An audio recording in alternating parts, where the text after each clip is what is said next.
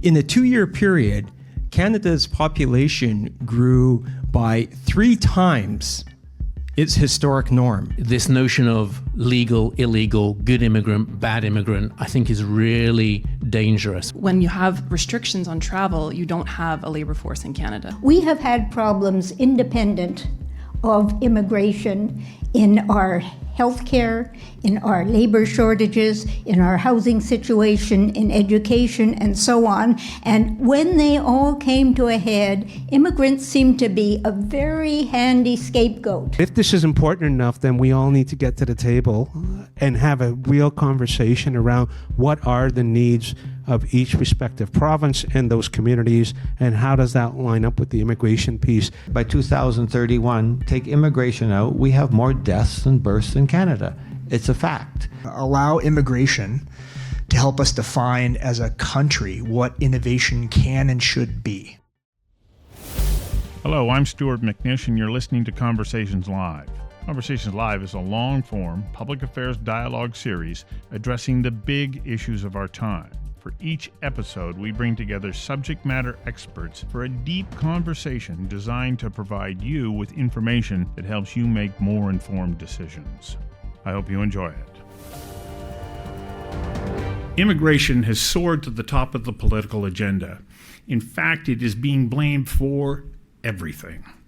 Housing affordability, healthcare, transit, the rising cost of living, and the economy. And it has opened the door to racism. Are these claims accurate? Did we overreact? What new challenges are we facing? And where to from here? Welcome to Conversations Live.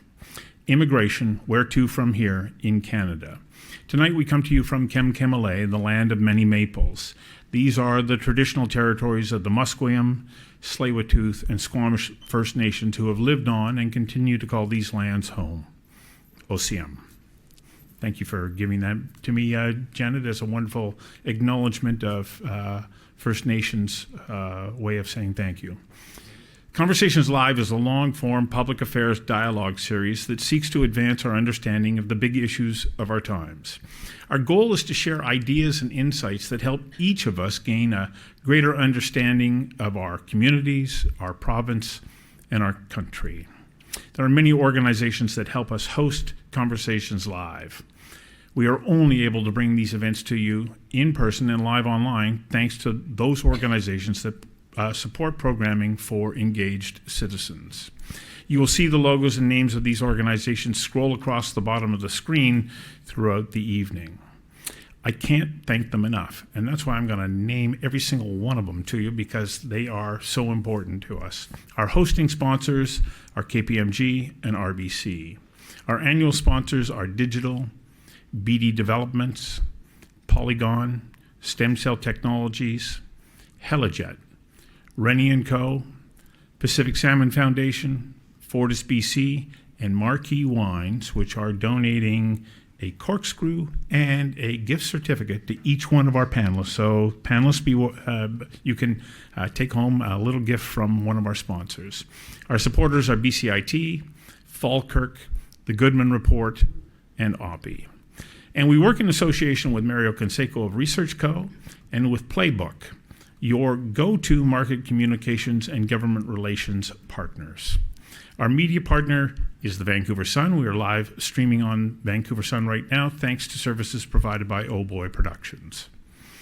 As I say, without their generous support, this program would not be possible.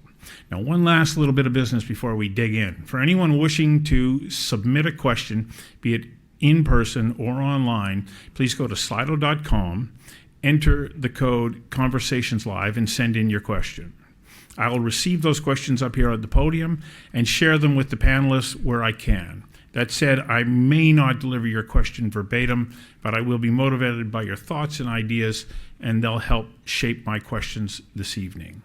Our topic today is Canada's rapidly changing immigration policies. The past year has been filled with uncertainties due to an abrupt pullback on immigration. In the past few days, however, new policies from the Department of Immigration, Refugees and Citizenship Canada have been announced under the banner of, and I quote, Canada is regaining control of its immigration system in order to restore balance and sustainability. Our approach puts immigration on a reasonable path that allows Canada to respond to the needs of communities and fulfill its promise to offer opportunities to those who consider this country their home. Is that what is happening? Are we restoring balance? Is the current path sustainable? We have a remarkable panel of experts here tonight to dig into the complexities of immigration in Canada. Brad West, Mayor of Port Coquitlam. Bob Rennie of Rennie Intelligence. Ajay Patel, the President of Vancouver Community College. Lisa Bruner, Professor and Scholar at UBC on Migration and Society, Citizenship, Immigration and Refugees. Rosalind Coonan, the Practical Economist. Louise Benitez, VP Global Government Affairs at Lululemon, and Jonathan Oldman, the CEO of Immigrant Services of British Columbia. Now, just before we get into the panel, here is Mario Canseco's poll on Canadians' views about immigration. Arav, will you please roll Mario's video? Almost half of Canadians think immigration is having a mostly negative effect in Canada, while just over a third say immigration has been positive for the country. In Alberta, Ontario, and Saskatchewan and Manitoba, more than half of respondents hold negative views on immigration, along with 69% of Conservative Party voters in the 2025 federal election. More than 2 in 5 Canadians believe it is time for the number of legal immigrants who are allowed to relocate in Canada to decrease, while just over a third would maintain the current levels and only 13% think we should invite more newcomers to Canada. Support for a reduction in legal immigration is highest in Alberta and lowest in Quebec. More than 3 in 5 Canadians see benefits in immigration and agree that the hard work and talent of immigrants makes Canada better. 1 in 4 Canadians disagree with this statement, a number that rises to 41% among federal Conservative voters. Canadians are divided when asked to choose between 2 policies, with similar numbers choosing the melting pot, where immigrants assimilate and blend into Canadian society, or the mosaic, where cultural differences are considered valuable and worth keeping. Support for the mosaic, long regarded as the basis of multiculturalism guidelines that have existed in the country for decades, reaches 50% in British Columbia, but is considerably lower across all other regions. A generational analysis of this question also provides an opportunity to see remarkable differences. The melting pot is clearly the way to go for baby boomers and Generation Z. Millennials express fondness for the concept of the mosaic, while Generation X is evenly divided among the 2 concepts. For Conversations Live, I'm Mario Canseco from ResearchGo. Thank you, Mario. So, Bob Rennie, you spent your life, your career, compiling and dissecting data. Last fall, you told me the data about immigration was causing you concern. What in particular did you see in that data that made you ask me to convene this panel on immigration? I don't remember asking you. But we're I here. do.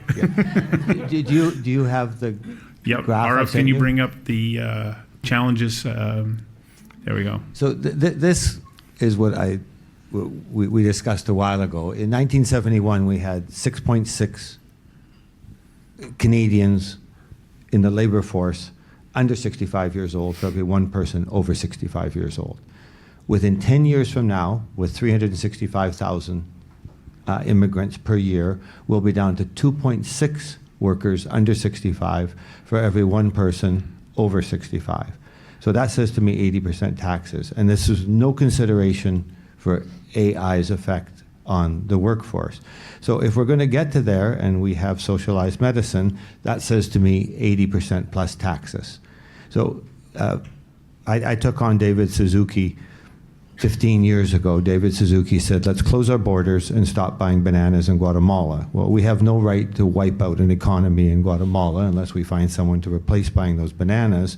And I just look at so many of us, want to get into Disneyland, then close the gates, but keep all the rides open. So I don't know how I'm going to get a bedpan or a lawyer 10 years from now if this is the path we're on. So the problem we have is Mr. Trump racialized and played the immigration card.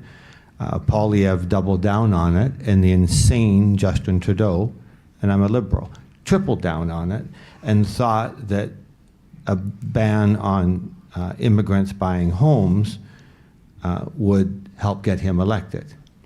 That didn't work for him, and he stepped aside. But when I see LNG is 100% foreign investment, so you go home, China Petroleum goes home and says it's a great place to do business, but they don't want us.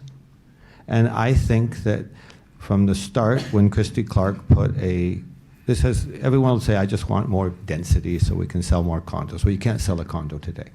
But when Christy Clark put a 15% foreign buyer tax, she gaslit this, that it is racist. And Trump socialized it, everybody got on the bandwagon. So how does our federal government find a way to get back to practical immigration, targeted immigration? Just let's pick nurses or let's pick unskilled labor wherever we need. But right now, I think our politicians know that a lot of our policies are wrong, but they're not going to take the political risk. So this graph really concerns me, because we're not selling anything. We're telling you that we have some trouble coming up. And there's a lot smarter people than me on the panel. That how do we deal with it? How do we get our politicians to deal with immigration where it just doesn't cause them to be unseated? Brad. Can you hang on one second, Brad? Because I'd like to go to Ajay, because when we spoke last week, Ajay, you talked about how, and it's echoing what Bob was just saying, immigration has been politicized. And we've got a graph from you about what the challenges are. Arav, can you bring that up? And Ajay, speak to it. Let's speak to this issue of politicizing immigration. Sure. Thanks very much. This graph is done by Abacus Polling, David Coletto, and was presented to us at a national meeting over the colleges and institutes. And you can see what are the top issues for Canadians. And in British Columbia, it's no different. Cost of living, housing affordability, healthcare, and I don't think anything those are surprises to us. But we seem to have used immigration, and in particular in post-secondary situation, international students, as a reason why these things are happening. I think Bob can confirm. We've had a housing crisis since the 80s, have we not, right?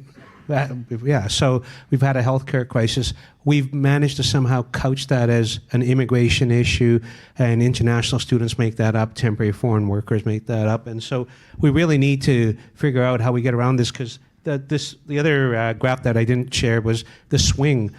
This was almost reversed, where immigration was not a big issue, and people favored it 3-4 years ago, because that's when Trudeau opened up all the doors and we let everybody in without some real control. So this is what matters to Canadians, and it's been politicized, and the politicians are reacting to us, the public, in the policies that they're creating.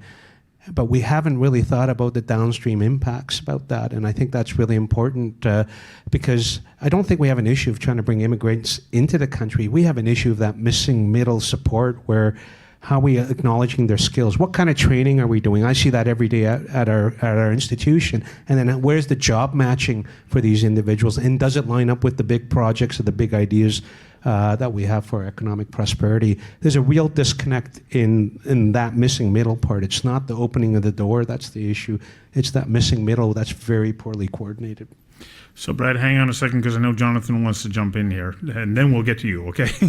Jonathan. Yeah, thank you. Really briefly, I just bring that graph back up if you could, because, I think it's really interesting looking at this, because in your introduction, you said immigration has risen to the top of concerns of Canadians.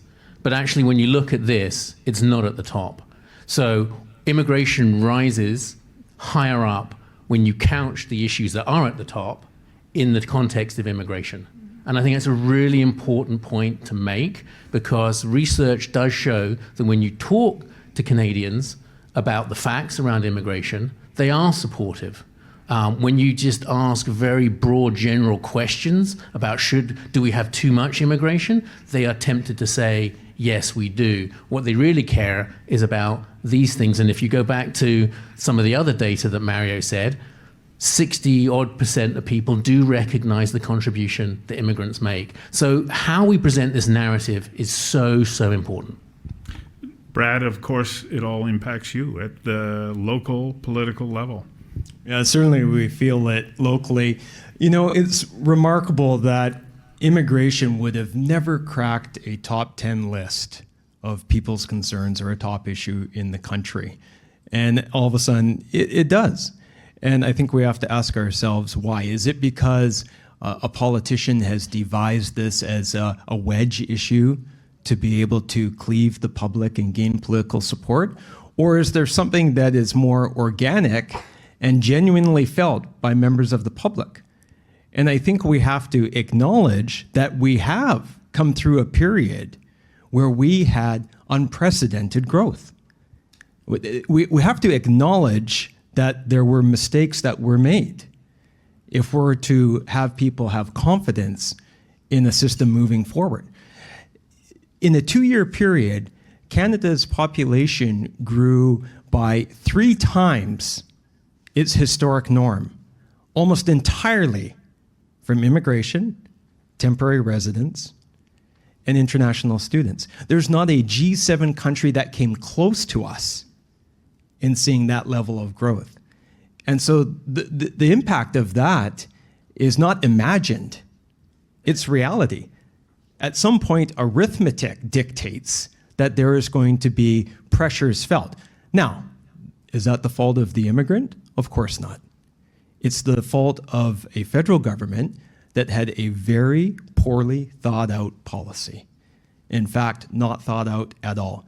They decoupled all of their decisions around population growth for support for infrastructure and government services. The idea that somehow you could bring all of these people in, but they would never have a need.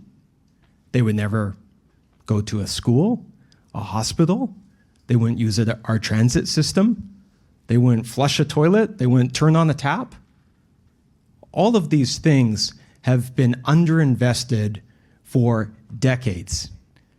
But when you go through such a small period of time, and I'm talking from 2022 to 2024, where we saw every historic norm just shattered, of course there's going to be impact.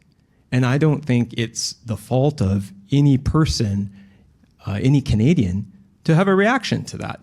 And so if we're going to rebuild the consensus that has existed for a long time, we have to start by being honest about what happened.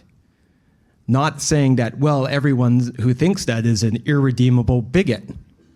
We have to admit the mistakes, and I think we have to be honest about what it's going to take to move us forward, rebuild that confidence in the system, and do all the things that we should have been doing. A thought-out, thoughtful policy that is, as Bob says, targeted, that is tied to funding for infrastructure, for all the various services that are going to be required.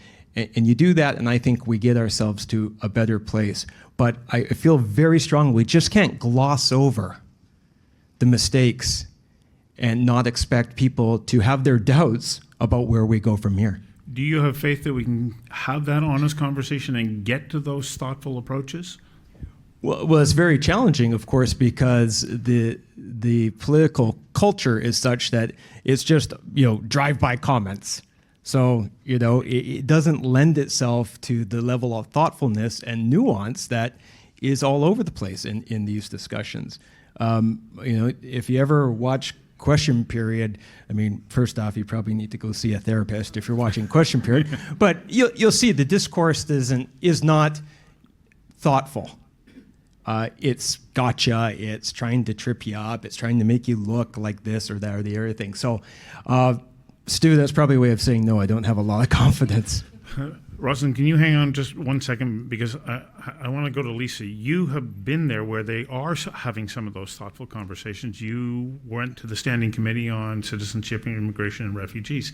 What's your sense of the way in which the federal government right now is approaching our changing needs. Yeah, I mean, I think there are a lot of components that you mentioned, Brad, that are correct, that the period between 2022 and 2024 did have a very high population growth in Canada, which was specifically related to temporary resident growth. And so if we look at permanent residency, that stayed relatively the same over the past 25 years. There was some increase post-COVID. I do think a lot of governments around the world were trying to understand how to respond to the huge shock that COVID put into the labor market. And Canada is so dependent on immigrants for its population strategy, as we saw on the screen earlier. When you have restrictions on travel, you don't have a labor force in Canada. So the whole immigration system got severely impacted at that time. The thing that's important to note is that temporary resident population is really unique to those 3 years. The current government has certainly changed its tune in terms of putting a cap on the temporary residents coming to Canada. So I do think that there is a relative to other countries, I would say it's not really backed by evidence to say that Canada's immigration system is out of control. It's actually a very well-managed system relative to other countries. Relative to other countries, there's that said, you can finish your thought. There's challenges, though. Yeah, I mean, I think there definitely are challenges. I think if you look at the other public opinion polling has shown, yes, the public consensus on immigration has changed in 2023 and 2024. It seems to have leveled off. We're not on a cliff going down. You do see that compared to previous turns in public opinion, younger generations are becoming more negative about immigration. And we can presume that may be because they're disproportionately affected by the housing unaffordability crisis. So certainly I think we do need to have an increase in public services and public supports because we know that Canada is aging.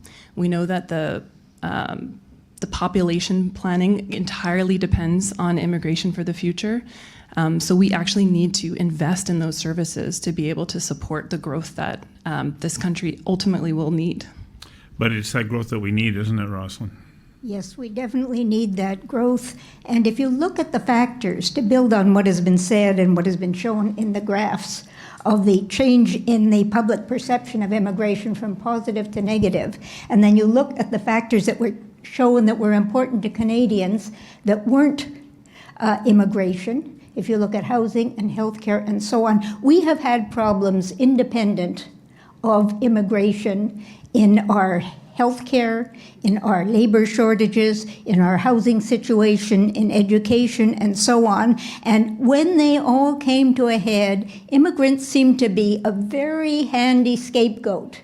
We will blame the housing shortage on immigration, and we won't let any foreign students in, even though foreign students tend to stay in dorms or live 7 to an apartment. They really weren't affecting our housing situation very much. And then we had a very bad knockoff on the education system, as universities had to fire faculty, had to cut courses because immigrants were paying for an awful lot of the education that our provincial governments couldn't pay for. They went up to a certain amount. They provided a certain number of spaces for Canadians. Immigrants didn't take those spaces. They provided more spaces and other things that are now not available and are leading to cutbacks. So healthcare is a very, very important thing, and we need a logical, sensible immigration policy to deal with it. So what do? We let in all kinds of trained medical professionals, doctors, nurses, technicians, and so on, and then we say, sorry, we don't recognize your credentials. We're not going to give you any way to get your credentials recognized.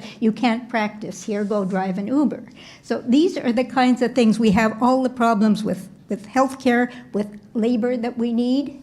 And it is a problem that is serious all over, and it is crucial the minute you get outside of Metro, where they have screaming labor shortages of everything from doctors to people to work in coffee shops, and the communities are barely functional getting labor. And again, cutting off immigrants and cutting off temporary foreign workers and students is not going to help that.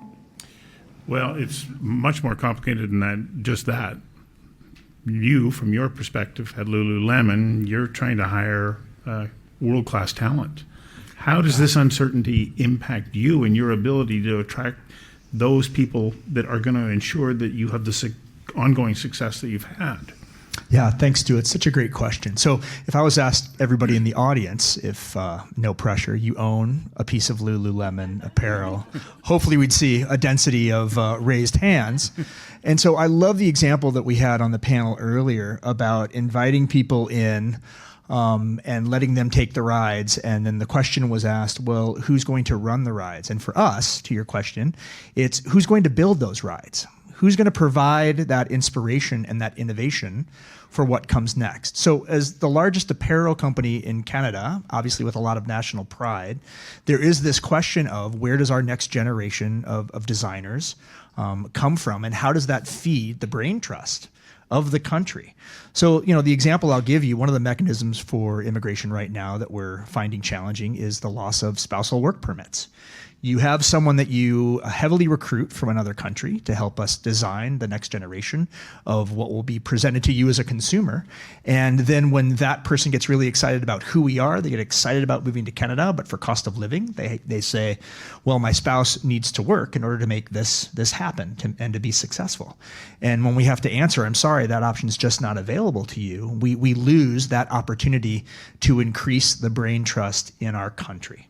And if you look to higher education as the direct benefactor of that increased brain trust, a lot of the work that we try to do through Lululemon Gives is to bring those executives out into the larger community to help them understand how to find a career of their own in that space. So when you think about the immigration mechanisms that are impacting how we drive and deliver on the promise of innovation, it's something that we deeply think about at Lululemon. So that reversal on the spousal visa, this is new, and it's having a direct impact. 100%. Your reaction to it when it happened? Well, I think our largest question for that was, because it's seen very much as a mechanism, and Mr. Mayor, I appreciate your comments of saying, there's a course correction and then an overcorrection, and the pendulum swings back and forth. And for us, really looking at it through a global lens, you have to think about this is home for us that we're incredibly proud of. But you also think about all the other places where we have a footprint around the world and how that ecosystem of employees can move around to create a deeper brain trust. So the direct impact to us really wasn't a question of, well, there's a loss potentially of people that we can bring in. For us, it impacts global business. It impacts how we show up around the world, not just in Canada. So, Bob, if you couple in that with the limitations on being able to buy property, if you're one of those executives that's maybe coming to work at Lululemon and you're told, your spouse can't work, but you can't buy a house as well. If you tie everyone together, we don't look at things holistically. So we're all excited about the H-1 visa. It's a $100,000 surcharge to work in America, so let's get everyone to come to Canada, but then your spouse can't work. And just tying in some of the comments, and Carol Taylor's here from higher education, a chancellor at SFU, AJ's here. Every time you go to the provincial government, when a university needs money, they say, get more foreign students. And then they've cut us off at the knees. So there's shortages. You go to Emily Carr, which I'm sure Lululemon looks for talent for. They're getting by on a shoestring. So nobody's looking at everything holistically. As Rosalind says, these problems exist, and then we look for a scapegoat. And I sent another graph to Stu this afternoon that by 2031, take immigration out, we have more deaths than births in Canada. It's a fact. But who's going to take the political risk? And if people like Brad are on a committee that's actually listened to and look at things holistically rather than whack-a-mole, we just keep taking care of one problem at a time. But universities are going broke because Justin Trudeau thought it's foreign students, will tie that to housing. There are foreign students that that buy $30 million homes, but that's the scapegoat that we put up there. The rest of them are living 4 people in a 1-bedroom. But I just think that this holistic approach, and you can't fight with the data. Rosalind's data, but I don't know whether it ties in here, but in America and the prejudice that has been accelerated. I had dinner with David Frum. I don't know whether you're a fan or not of David. But I said, I can't understand why a new immigrant would vote for Donald Trump. And he said, if you've been in the country less than 10 years, the only threat to your job is a new immigrant, and the only threat to your brand is a new immigrant. And that's the first time I heard that common sense, but that doesn't exist in Canada. We're just a little different here. We don't have the immigration impact coming in from south of their border. But it's just the holistically that I think we have to get to. Ajay, the impact on you. Yeah. So when international students were coming in, I think Rosalind made up a good point.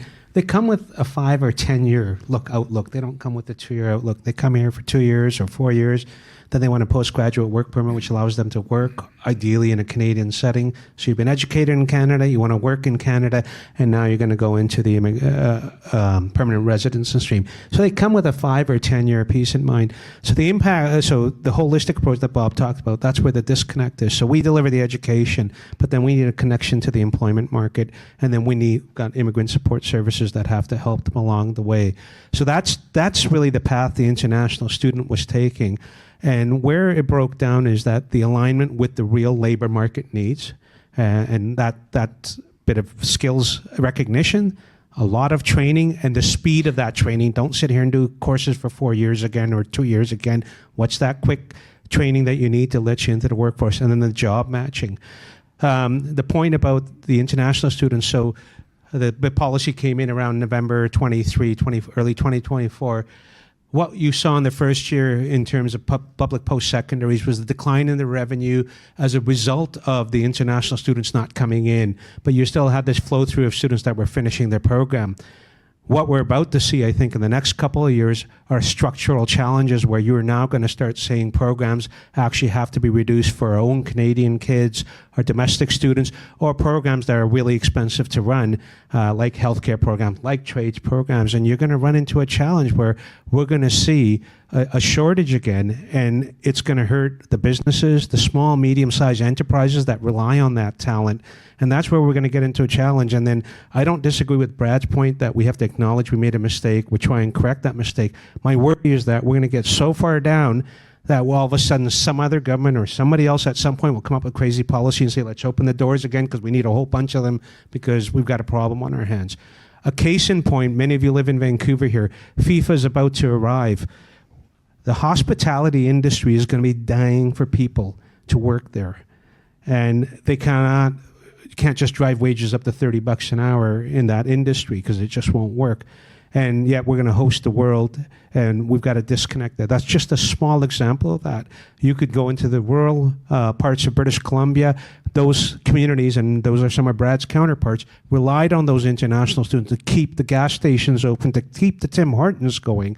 And they were going to stay in those communities. So we've taken some of the larger narrative of the $30 million house purchases and somehow blanketed that across the board. And then I guess the final piece I want to say is that the disconnect between the provincial government and the federal government. I realize immigration is a federal policy and responsibility. Education is a provincial one. But if this is important enough, then we all need to get to the table and have a real conversation around what are the needs of each respective province and those communities, and how does that line up with the immigration piece. There's got to be a solution here, because I worry that we're going to acknowledge the mistake. We're going to continue to have some of these shortages. In the meantime, you've got institutions struggling, and we might come real important programs like healthcare, like trades. We're not going to be able to get these big projects done. Costs rise again, or we're going to open the immigration gates up again just to get people in. And that's kind of how it's been in Canada, the ebbs and flows, going back to the gold rush, the railroads when they were built. So we've got to really think this through and see if we can get it a little more right than we have in the past. Rosalind and Brad. Just one tiny comment. I agree with everything Ajay said, but he made one small mistake. He talked about programs that we needed being closed in the future. It is already happening. Right now I'm doing some work for the Planning Institute of BC because we have a shortage of planners that we really need in these uncertain times. And the university on Vancouver Island University, has just canceled its planning program for lack of resources to do it. Brad? Yeah. Yeah, certainly, Actually, Jonathan, the federal government has shown some capacity to be able to coordinate better with provinces because they do it in the province of Quebec. They have a much stronger involvement in immigration and population growth in that province than you have in any other province in the country. So there's a question about why is that? And we all can come to our own conclusions. I thought you were going to answer that. No. The other thing that I think is important to acknowledge, because I concur with the comments that are made about, the bad actors, and we can't throw the baby out with the bathwater. There's a flip side of that coin, which is just ignoring the bad actors, telling people, well, no, that doesn't exist. So when you have very significant examples of horrible fraud and abuse of international students by glorified diploma mills, the answer isn't, oh, that's not happening. Oh, that's, maybe one, but not really. No, I mean, we have to acknowledge that, unfortunately, like any facet of society, there are people who will seek to exploit and enrich themselves off the backs of others. There's a reason that there are several post-secondary institutions, and I use that word very generously, that were shut down because they were taking advantage of loopholes and a system that allowed for international students to be really sold a bill of goods. So all of that takes away from people's trust and confidence that government knows what it's doing. So when the answer is, hey, trust us, we have a plan here, and people say, well, what about that? We have to be able to do both. We have to be able to show that we are serious about fraud, about abuse, about exploitation. I'm sorry, but there are a number of examples of that in the temporary foreign worker program as well. So I think more nuance, more balance, more reasonableness is required to be able to do both of those things. And that's where I think we need to get to. We have to be able, it's particularly interesting around young people and their attitudes about this, because most young people are growing up in the most diverse, multicultural time that you could ever imagine. And yet, the polling will show that they are the most skeptical around some of these issues. So there's a lot of work to be done there. Youth unemployment is high right now. I have this view that when people feel that their livelihoods are unstable, all of these issues come into sharp contrast and focus in a way that maybe they don't before. When people are feeling economically secure, they are much less susceptible to some of the, let's describe them as culture war issues that some, I think, bad actors will deploy as a means of trying to divide the public and seek greater political power. So again, my view has always been that the answer to all of this is not to tell people that everything is tickety-boo. The answer is to be honest about where there have been shortcomings, where there have been failures, and to show that in a very real and meaningful way, those are being addressed. So you have that confidence, you have that trust, and you can get to a place that I think we all understand we need to be. Jonathan, I know you're anxious to jump in here. Or is that an understatement? Very calm. So, first of all, I represent an organization that serves newcomers. So, just like, Bob, you can be accused of always wanting to sell condos. We can always be accused of simply wanting to have more immigrants to, build our business. What we're interested in and what our sector is interested in is sustainability, confidence, trust, and success for the newcomers that we serve. The roller coaster ride is just as difficult for us as it is for other people.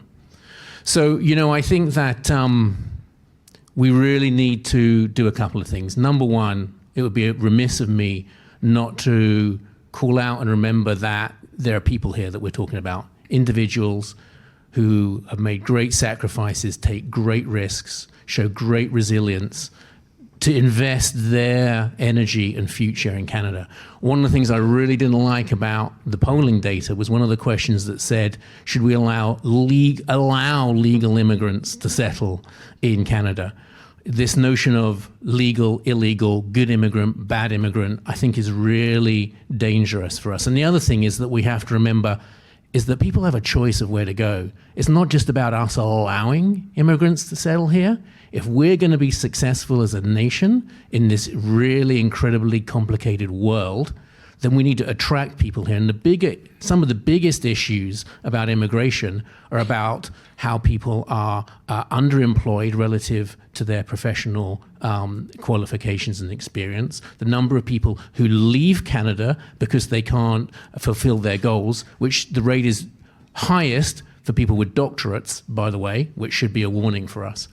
So while, Brad, I think, when you say we shouldn't say everything is tickety-boo, I think, people in our sector would agree that there are strains, there are pressures, there are things that we need to do better urgently.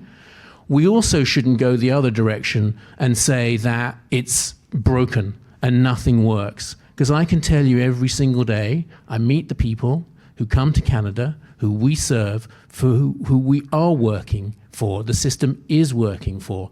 And so we cannot blame things like housing affordability, shortage of healthcare capacity, or even youth unemployment on immigration. All of those issues are very complicated, very complex, multifaceted. We need to make sure that we are really clear on the difference between causation and correlation. Recent study looking back at housing affordability issues concluded that they thought perhaps 20% of housing affordability issues were related to immigration, right? So we got to be really careful about this. So we really are risking, I think, losing, I'm going to steal Lisa's phrase here, social license about immigration if we don't have a much more balanced narrative around this, and the narrative has gone completely skewed, and I think we need to be very careful about that. Luis? Yeah, I mean, speaking of a choice of where to go, right? I think for us, when you look at investment, I want to go back to the point about the conversation between the federal government and the province. I think being a company that has their global headquarters here, and if anybody's followed the trades, pretty soon that big bright Microsoft sign at 7025 Granville is going to come down, and a bright Lululemon sign is going to go up. So we continue to invest in our home because we take great pride in being here. Yet I think, the conversation at the province level, I think, is understood that they want to do everything in their power to help global headquarters be where they are, and understand what the pain points are and deliver in support that message to the federal government. I think one of the places where there is a bit of a disconnect, and I think it was pointed out earlier, is how much is there listening, active listening from the federal side. And so is there a way for dialogue like this and conversations like this to bring those two conversations closer together? Because for us, it's a very, very clear dialogue. If you have a province that says, we want to keep you here, we want to watch you grow because that translates to the health of our community, how much is the federal government listening? I think continues to remain an open-ended dialogue from our perspective. So, Arav, can you go to clip number 5 from Maureen Mogambi here from KPMG, where she talks about the momentum that we have right at the moment, finding balance and so on. If you could run that clip for us, and then that will sort of ignite another part of our conversation. Sustain this momentum and really try and focus on sort of the critical drivers when it comes to how do we want our immigration policy to land, right? And so I think balancing sustainability of infrastructure, social services, housing with immigration policy, I think it's a good step in the right direction. I think looking at it from a regional and sectoral based perspective is also a step in the right direction, but we could probably go further over time as things balance out, right? So an example of this perhaps is, making sure that when we're targeting immigration, right, that we're looking at it from a regional perspective, maybe creating some sort of regional capacity indices to understand, can you absorb these immigrants, right? And maybe if provinces would like to attract more immigrants, maybe there's some sort of incentive program where, if they build more housing, they get more immigration quotas, right? But of course, easier said than done. Lisa, then I'll go to you, Rosalind, okay? Just want to make 2 quick points. One is that immigration policy is so complicated in Canada because it's trying to achieve a really wide range of policy objectives. We're trying to do a regionalization plan. We're trying to fund our higher education sector. It's ultimately a population plan. It's short and long-term labor market outcome objectives. It's a francophone objective. It's a humanitarian objective. It's also about geopolitics. So there are so many small programs that are trying to achieve a lot of different objectives, and that makes it very complicated, and a lot of the data and discussion about immigration as a result is not always accurate. There's a lot of inconsistencies, and it's easy to have a simple narrative to explain this system, but it is really difficult to find one. The second point I quickly want to make is that today at the World Economic Forum, Carney was trying to outline some of Canada's competitive advantages. And one of them was the fact that Canada has the highest educated population in the world. Why is that? One is actually because of immigration, because our immigration system selects such highly educated immigrants. The second is because we have a very strong, accessible public higher education system that has been built over time that's now under strain. And international student tuition has, as we all know, been propping up that system. I think that now is the time to think about how important that public higher education system is. And if we're going to limit the number of international students, which I think everyone in the higher ed sector wants a sustainable plan. I don't think that in the public institutions there was any... no one is arguing for unmitigated growth. We all knew that this was a very high level of growth that was happening in 2022 to 2024. But if we have a limited amount of spaces for international students, then we should be thinking about where they're going, to public institutions that are carefully managed and carefully overseen by the provinces, as opposed to private, for-profit, and in some cases foreign-owned institutions, like some of the institutions in our own province that got some of the highest number of study permits. So I think we really need to be selective. The government's also trying to focus on recruiting more graduate students. Although we're a highly educated population, on average we have lower graduate students compared to other countries. So there's a lot of room for Canada to really think strategically long-term here. Rosalind? Yes, thinking about being strategic and long-term, and also thinking about the problem that Brad and others mentioned of how do we get the different governments to work together, because this can't be just federal or provincial. Both sides are very heavily involved. One of the goals, I hope, of all our levels of government is that we should have a growing economy, not excessively growing, but at least not declining. And the last month's figures showed that our economy in Canada was going down. And a figure you don't very often see is that per capita income in Canada has been going down for several years now. Your average standard of living is falling. And the only reason we didn't see this as a recession in Canada was that we had more people coming, so the total pie was getting bigger because of the larger number of people. Now that our population has actually started to decline and we're cutting back immigrants, it's very hard to imagine a situation where we're going to have anything but recession, which means the economy is getting smaller. And hopefully our governments have as one of their goals to keep the economy going, and immigrants, population growth is one of the main factors there, because as we saw on the chart, it's not going to happen through natural increase. In the short term, we aren't going to have enough babies to cancel out all the people who are leaving at the other end of life. And if we don't have people coming in, and you're right, they should be educated people, they should go to good educational institutions and not some of the private scam places that we admit exist. And we should allow them to come here, use their talents, help their family to work, and we'll all be better off for it. And if we can get our governments, our politicians focused on that big picture, hopefully they might come to enough agreement to make some effective policy changes. Brad and Jonathan. And then I got another stat that I want to throw in.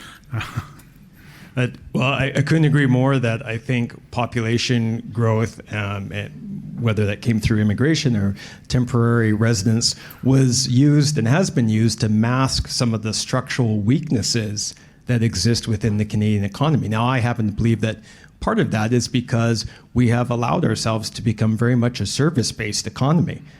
The economic growth in Canada, and I'm generalizing to a degree, but has largely been in the service sector. And I think there's some concern that you're taking many people who, as has been noted, are incredibly skilled and using them as a source of cheaper labor. And so we have, I think, a real structural foundational problem. Now, I also think that for a country that is as blessed as we are with natural resources, it's a damn shame that we've allowed ourselves to become a service-based economy and put a heck of a lot of eggs in the real estate basket as well in terms of producing our economic growth. So there's no doubt that a lot of chickens are coming home to roost. And this is not something that has been created in the last couple of years. I mean, in many respects, we have probably decades and decades of compounding problems. And, it's been this ability to kick the can down the road. Well, there ain't no more road to kick it down. And so we're going to have to make, I think, some very difficult and tough decisions about how we get to a much more balanced place. I think that you touched on a very important point there. In a country that is so rich in natural resources, why are we in this situation? Well, we handcuffed ourselves.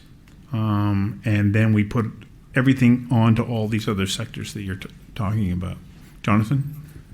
I think there's a real opportunity in this moment, actually, because while there's a lot of different opinions on this panel, I think that there's a real clear agreement that a bigger conversation is needed, and we need to think about the way that we develop a national population/immigration strategy.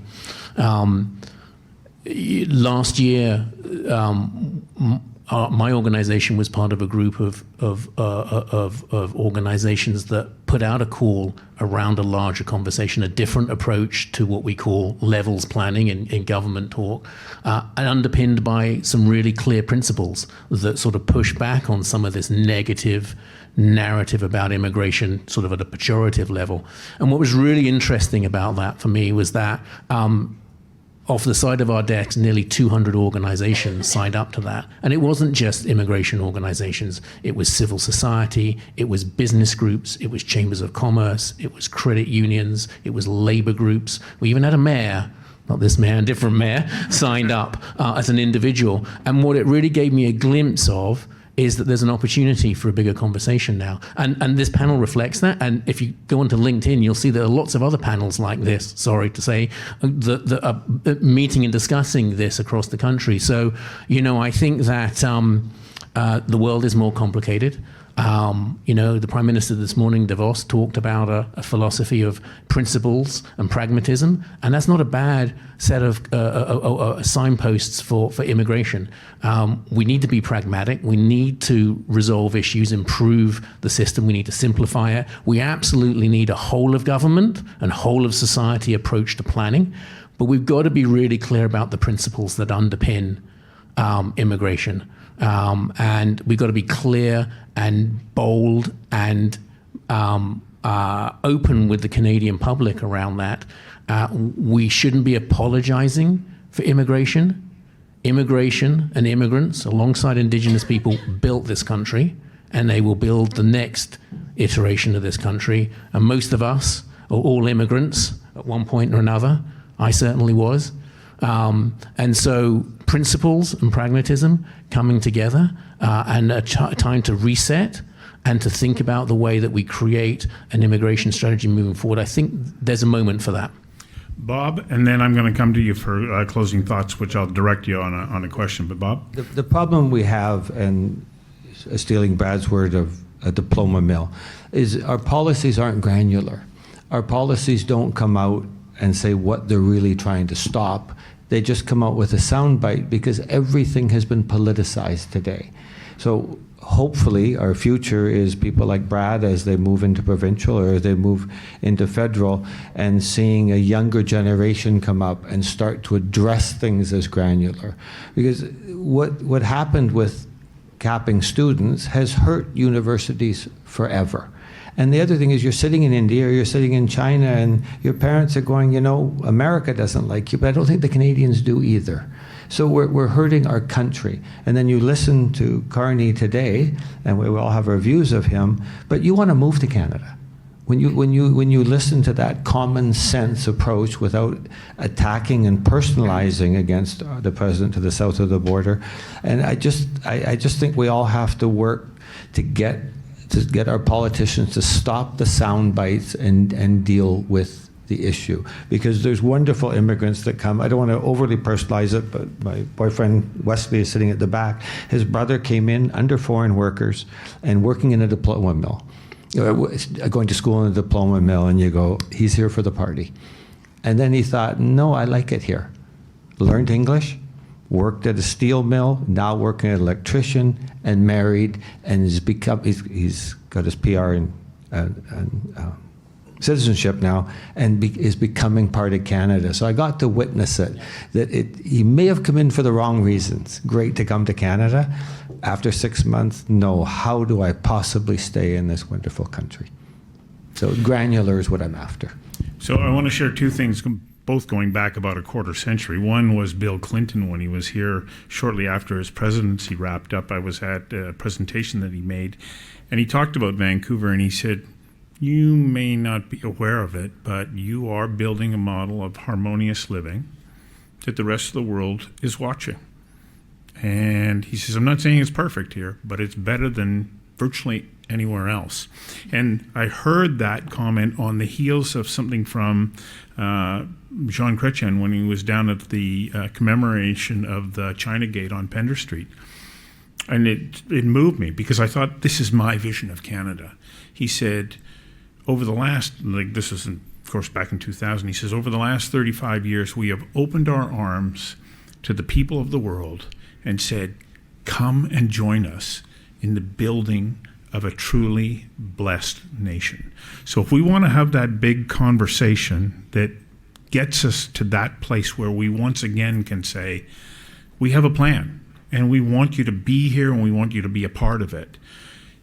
If you are the committee, each one of you, what is one thing that you say needs to be a part of us moving towards that goal, once again, of saying we are a blessed nation and you can be a part of this? Ajay, I'm going to start with you, and I'm going to come all the way just down the panel, okay? We need to get all of us in a room, the key decision makers in a room, and we know we've got people at the front door. I agree with you.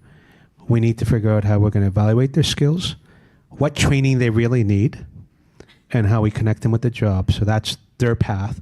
And then we need to make sure that the infrastructure pieces are there and the incentive for them to go to places where we need them the most. That could be in Prince George, could be in Thunder Bay, Ontario, or downtown Vancouver. This is as close as we've gotten to getting everybody in a room in my 6 years to have that type of a conversation. So that would be my ask and thought and begging. So we're already starting to solve that. We're here in this room. Jonathan. I think we need to change the narrative. We need to talk in a different way about immigrants. We need to get back to recognizing the value and the promise and what we owe to immigrants and the choices that they make in coming here. I think we need to tell their stories. I think we need to be really clear about the principles that underpin the discussions that we're going to have, so that we can move away from some of the harmful rhetoric. And we need to talk really clearly to the Canadian people about some of the complexity. And Lisa kind of listed out before all the different parts of an immigration system, which is really complicated. We've got to get beyond just saying it's about, two numbers. The number of permanent residents, the number of temporary residents. That's the top level, but we've got to talk in a different way. We have to rebuild confidence, and that starts by talking to people openly and honestly about the importance of immigration, some of the challenges that we have, but we need to tell the stories of newcomers and what they achieve and what they bring. Agreed. On what Jonathan said, I think we need basically a marketing program to unwind the sound bites and start. Well, I'm in, and I got slogans, but. I think we have to start to socialize the benefits of immigration and talk about it sensibly rather than the way you said it, Brad, that everybody just throws out their comment on a drive-by, and that's what carries out there. And we need our politicians to take the political risk to talk about solving it, not look for the soundbite. Because I look at so many of our politicians, they're aggressive and progressive to get there, and then they conform to stay there with a soundbite, like what will get me elected, not what does the general public need. Rosalind. Building on what Bob and the others have said, what we need is to have people, from politicians down to ordinary citizens, looking at the big picture and not getting caught up on one tiny little aspect of it. So the doctors aren't saying, maybe we'll have an unqualified doctor working here. Maybe they'll look at the big picture of Canada that needs more medical care than we're getting. And the politicians will look at, maybe we'll look at the overall state of the economy, and we'll get the labor force that we need and people to care for us at our old age and all these pictures. So if people would get out of their silos and take a broader view, I think we'll be much closer to solutions. Right. Going to have to go into a politician protection program. I'm blamed for a lot here. We're going to get you an escort out of the building. Yeah. No, all good. You know what? Just to pile on, I think if politicians and government actually did what they say they're going to do, we would be a hell of a lot further ahead. You know, they always say the right things, but the follow through isn't there. I mean, if you were to go speak to any MLA, MP, cabinet minister, they would tell you, yeah, we're going to be coordinated and it's going to be targeted and like all the things that we've discussed. They all say it, but it doesn't happen. So where's the follow through? You know, where's the level of competence in the execution of this to ensure that it is as we say it's going to be? So if we start there, we would be... As you have done in Port Coquitlam, you say and you follow through. Well, we try. Yeah. I mean, we're not perfect. Better than most, I think, but we're, you know, but there's so much work that I think could be done just on that point, probably on a whole gamut of issues, quite frankly. The other thing that I think is really important, I love what Bob put up with that graph about the showing the declining number of under 65. And we have to ask ourselves, why is that happening? Why are fertility rates just dropping like a stone?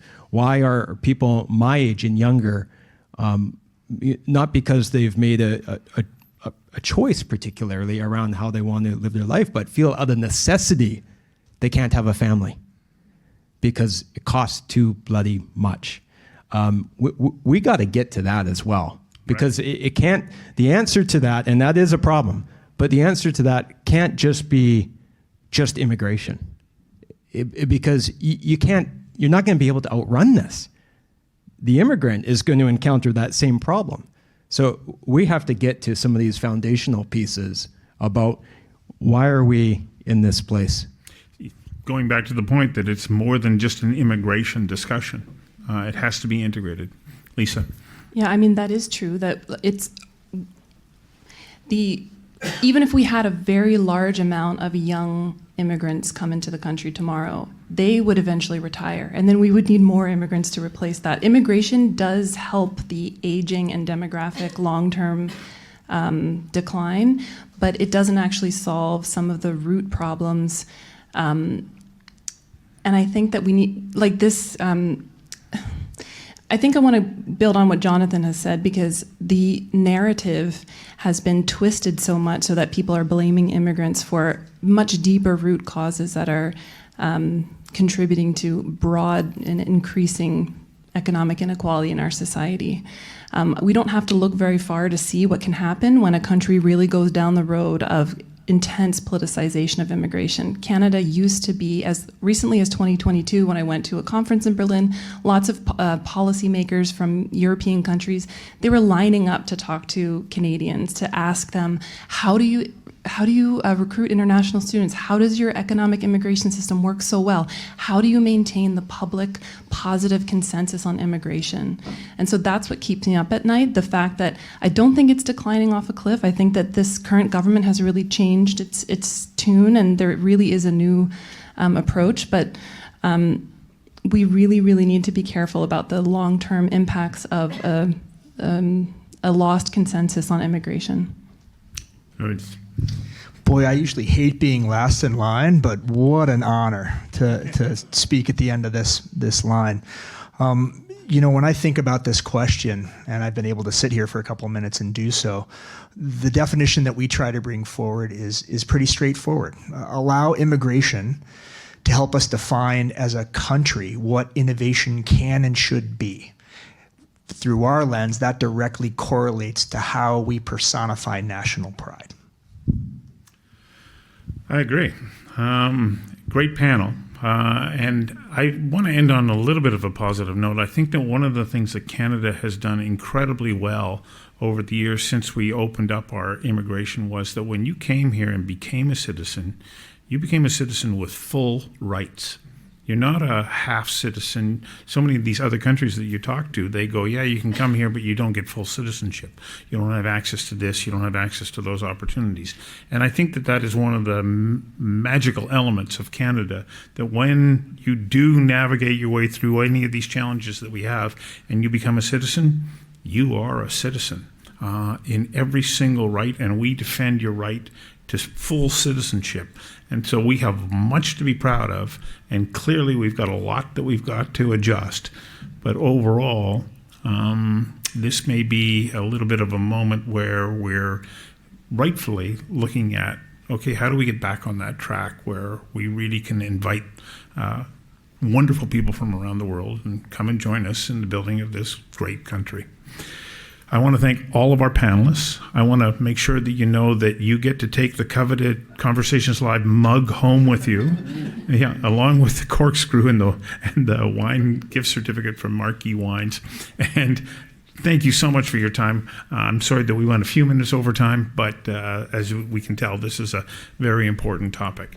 We will see you again in a couple of, next week actually, when we're looking at minerals for tomorrow that are in the grounds in British Columbia. And then 2 weeks after that, we've got an exciting mayor's panel here in British Columbia. Thank you for joining us in person, and thank you for joining us online. Good night.